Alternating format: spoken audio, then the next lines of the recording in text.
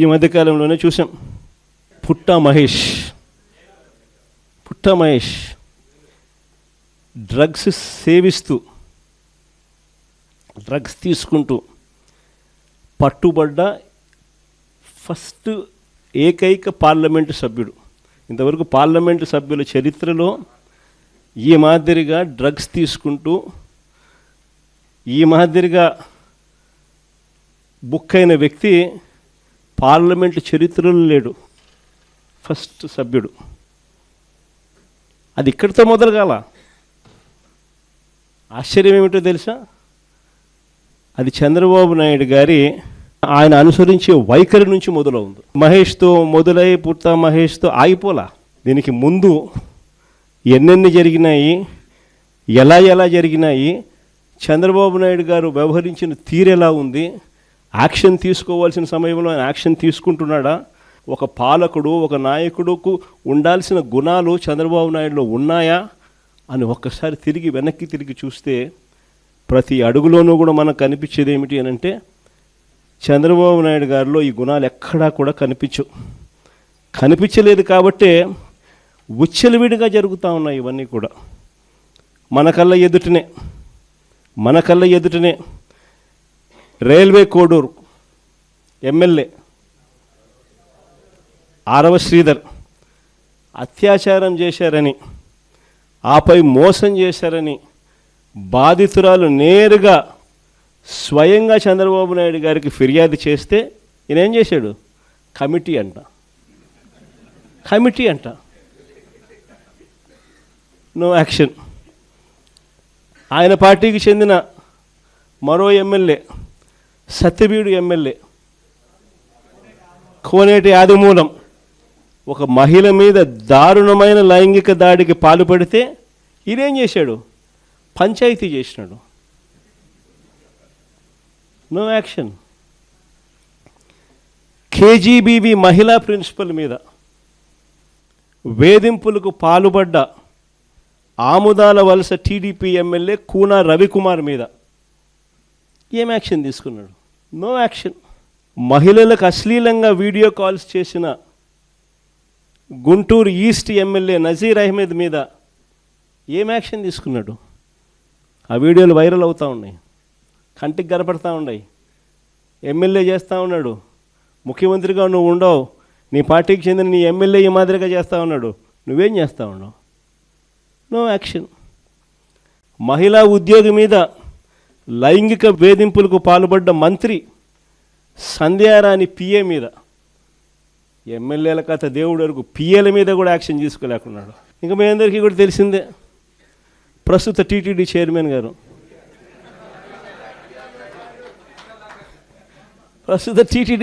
గారు, ఆయననైతే ఒక మహిళను మోసం చేసి వీడియోతో ఫోటోలతో అడ్డంగా దొరికిపోయినా కూడా నో యాక్షన్.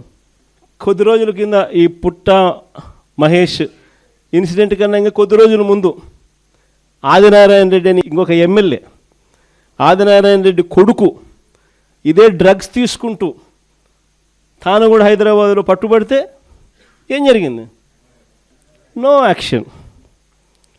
అంతెందుకు, అసలు ఈ మనుషులకు ఇలాంటి భావన ఉంది కాబట్టే ఇవన్నీ జరుగుతూ ఉన్నాయి.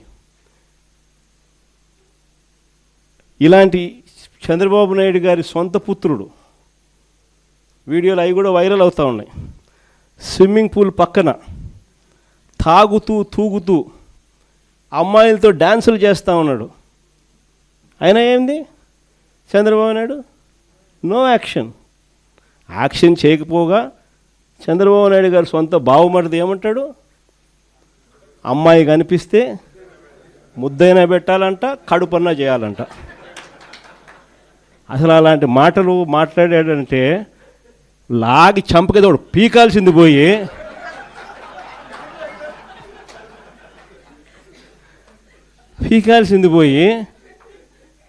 హహహహ నవ్వుతారు. మన చంద్రబాబు నాయుడు ఏమంటాడు? ఆయన కూడా ఆయన మనస్తత్వం ఆయనేమంటాడు? యాక్షన్ తీసుకోవాల్సిన చోట నేను చిన్నప్పుడు ఇంతకన్నా బాగా చేసిన అంటాడు.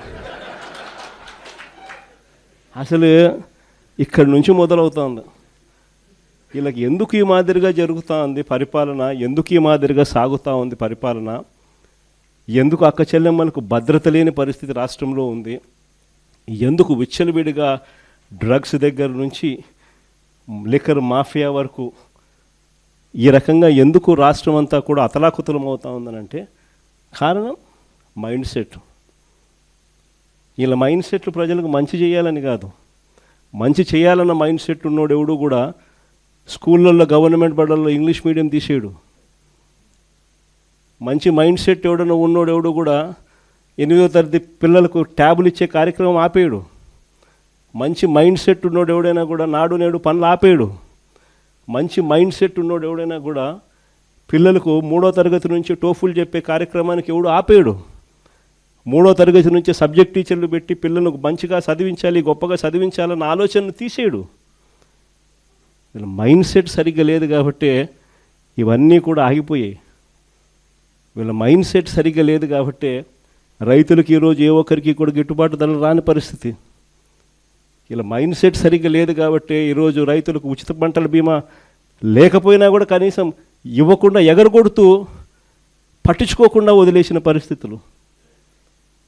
రైతులకు పెట్టుబడి సహాయం అందడం లేదు, ఏ పంటకు గిట్టుబాటు ధరలు రావడం లేదు, ఉచిత పంటల బీమా ఎగరగొట్టేశాడు, ఇన్పుట్ సబ్సిడీ ఇవ్వాల్సింది ఇవ్వడంలా, అయినా ఏమాత్రం కూడా చీమ కొట్టినట్టు కూడా లేదు.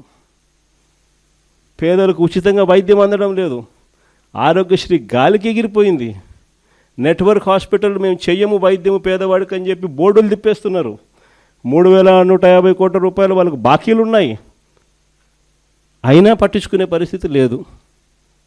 ఎందుకంటే వీళ్ళ మైండ్ సెట్ పేదవానికి మంచి చేయడం కోసం కాదు, ఆడవాళ్ళకు మంచి చేయాలని కాదు, చివరికి అక్క చెల్లెమ్మలకు 0 వడ్డీ కూడా ఎగరగొట్టిన ఏకైక నాయకుడు ఎవడన్నా ఉన్నాడు అని అంటే ఇక చంద్రబాబు నాయుడు. సూపర్ 6 సూపర్ 7 కదా దేవుడు ఎరుగు. మన ప్రభుత్వంలో ఇస్తూ ఉన్న పథకాలు అసలు ఆలోచన చేస్తేనే ఆ పథకాలు చేయూత కనపడ్డంలా, ఆసరా కనపడ్డంలా, 0 వడ్డీ కనపడ్డంలా, కాపు నేస్తం కనపడ్డంలా, ఈబీసీ నేస్తం కనపడ్డంలా, జగనన్న తోడు కనపడ్డంలా, జగనన్న చేదోడు కనపడ్డంలా, నేతన్న నేస్తం కనపడ్డంలా, వాహన మిత్ర కనపడ్డంలా. ఇల్లు కూడా సైతం మనం చివరికి 31 లక్ష ఇళ్ళ పట్టాలు ఇచ్చి 21 లక్ష ఇళ్ళు శాంక్షన్ చేయించి 10 లక్షల ఇళ్ళు పూర్తి చేసి మిగిలిన ఇళ్ళన్నీ కూడా వివిధ దశల్లో తీసుకొని వచ్చి వేగంగా నడుపుతా ఉన్న ఇల్లు కూడా కన్స్ట్రక్షన్ కూడా ఆగిపోయిన పరిస్థితి. వీళ్ళకి ఎవ్వరికీ కూడా పాలన మీద ధ్యాసలా, కేవలం దోచుకో పంచుకో తినుకో. అందుకనే ఈ వ్యవస్థ అంతా ఇట్లా తయారైపోయింది. ఈరోజు వైఎస్ఆర్ కాంగ్రెస్ పార్టీకి సంబంధించిన ప్రతి కార్యకర్త కూడా ప్రజలకు తోడుగా నిలబడుతూ అడుగులు ముందుకు వేయాల్సిన సమయం వచ్చింది. అడుగులు ముందుకు వేయమని చెప్పి మనందరినీ కూడా గట్టిగా కోరుతా ఉన్నాం. చూస్తా 2 ఏళ్ళు అయిపోయింది, 3వ బడ్జెట్ ప్రవేశపెట్టాడు. ఇక బడ్జెట్ ప్రవేశపెట్టాల్సినవి కూడా ఇక 2 బడ్జెట్లు. ఉద్యోగస్తుల దగ్గర నుంచి, మహిళల దగ్గర నుంచి, రైతన్నల దగ్గర నుంచి, పిల్లల దగ్గర నుంచి, యువకుల దగ్గర నుంచి ప్రతి ఒక్కరూ కూడా చంద్రబాబు నాయుడు గారిని తిట్టకుండా తిడుతూ ఉన్నారు. ఇక 2 ఏళ్ళకే చూస్తా ఇంకా మరో 2 ఏళ్ళు అయిపోతుంది. ఆ తర్వాత ఎలక్షన్ ఇయర్, మధ్యలో 1.5 సంవత్సరం నా పాదయాత్ర కూడా ఎలాగో సాగుతుంది. కాబట్టి వీళ్ళు చేసే రెడ్ బుక్ రాజ్యాంగమైనా, వీళ్ళు చేసే అరాచకాలైనా, వీళ్ళు చేసే హెరాస్మెంట్ అయినా కూడా ఇవన్నీ కూడా ఇక కొద్ది రోజులే అన్నది ప్రతి ఒక్కరం కూడా గుర్తుపెట్టుకోండి. ఇక్కడ కూడా మన పార్టీ హెడ్ ఆఫీస్లో లీగల్ సెల్ అన్నది చాలా స్ట్రాంగ్గా తయారు చేసాం. ప్రతి ఒక్కరికి కూడా పార్టీ అండగా ఉండే కార్యక్రమం అందరికీ కూడా హెడ్ ఆఫీస్లో ఆదేశాలు ఇచ్చి ఉన్నాము. ప్రతి ఒక్కరికి ఎక్కడ ఎవరికి ఏ ఇబ్బంది వచ్చినా కూడా సొంత కుటుంబ సభ్యులకి ఇబ్బంది వచ్చినట్టుగానే పట్టించుకొని వాళ్ళకు తోడుగా నిలబడే కార్యక్రమం పార్టీ అన్ని దశల్లోనూ చేస్తుంది. ఇక్కడ హెడ్ ఆఫీస్ నుంచి మనోరన్న, ఈ లీగల్ సెల్ వీళ్ళంతా కూడా అందుబాటులో ఉన్నారు. శివ కూడా రేపొద్దున శివ కూడా నేను చెప్తా ఉన్నా, పిల్లోడు, యువకుడు, ఉత్సాహవంతుడు, అన్ని రకాలుగా తోడుగా ఉండే కార్యక్రమాలు చేస్తూ ఉన్నాడు. పార్టీకి తను గట్టిగా నిలబడతా ఉన్నాడు. తనను కూడా రాబోయే రోజుల్లో దేవుడు ఆశీర్వదిస్తే ఇంకా పై స్థానంలో కూడా తీసుకుని